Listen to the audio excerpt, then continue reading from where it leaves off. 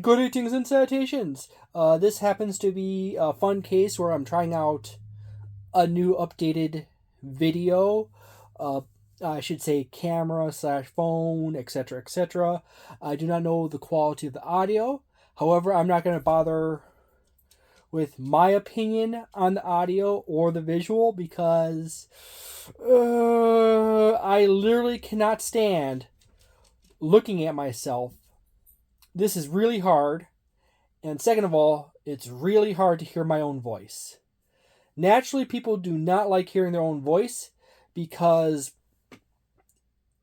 a recording of someone's voice does not sound like how they hear themselves, and it does not sound like how other people hear them. So, how you hear me is different than how I hear myself, and how you hear yourself is different than what other people hear.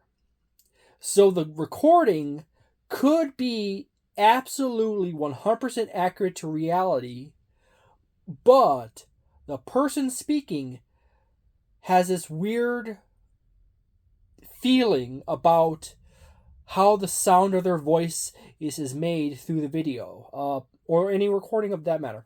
That is simply because that humans and many mammals of the jaw bones are actually fused. It's actually fused jawbone, and in ancient animals there was actually multiple segments in bone. Same thing with reptiles. Reptiles snakes actually have extra hinges in their jaws that allow them to hinge their lower jaw separate from the vertical, and then there's an extra set of bones up here for the hinging.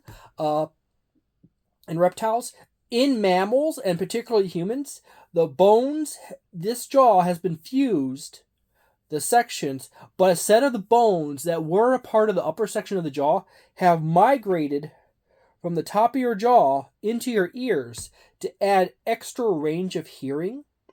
So mammals, interestingly enough, have superior hearing to most reptiles as far as high ranges and low ranges are concerned.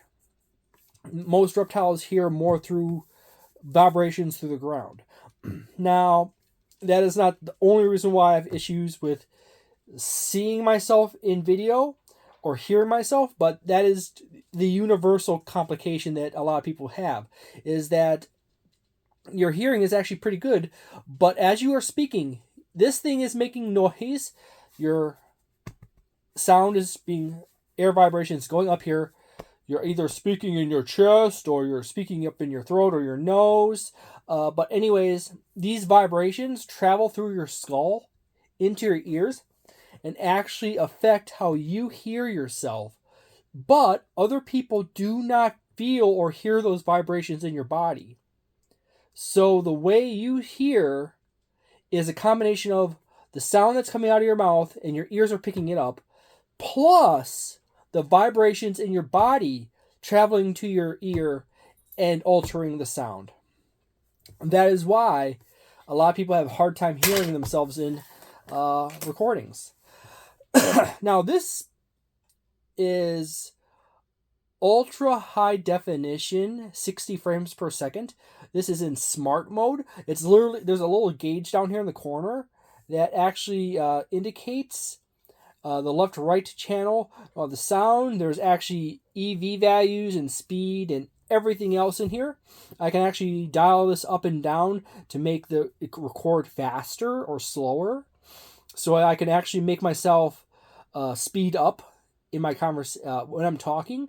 So the video actually runs faster, which could create the effect of me either speaking even slower or faster, depending on if I speed up or slow it down. But anyways, this is one of the new things I got recently.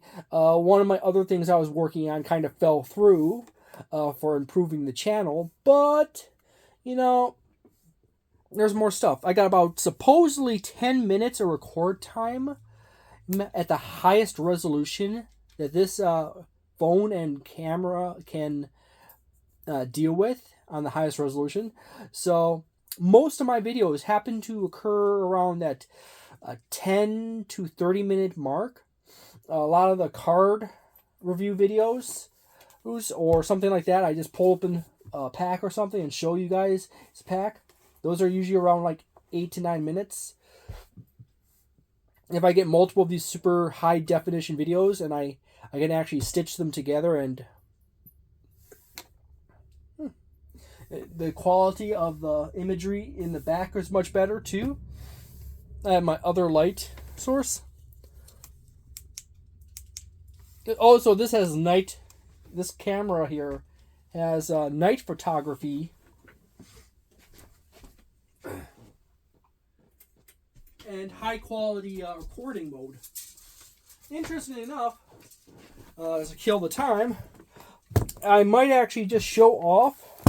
I'm not going to open up the limited edition one because I'm going to leave that in the wrapper as a collectible for Pathfinder 2nd Edition playtest book. But I happen to have the playtest book for Pathfinder 2nd Edition, and I might actually do that in a video at some point in the future. Because Pathfinder 2nd Edition playtest is not really Pathfinder 2nd Edition. It's a whole nother game where they were throwing a whole bunch of crazy ideas at the wall, and they were just seeing what people liked and what people did not like, and what they preferred or over what they preferred less, and what just broke the game and what was not broken enough. So I might just go through this book at some point in the future.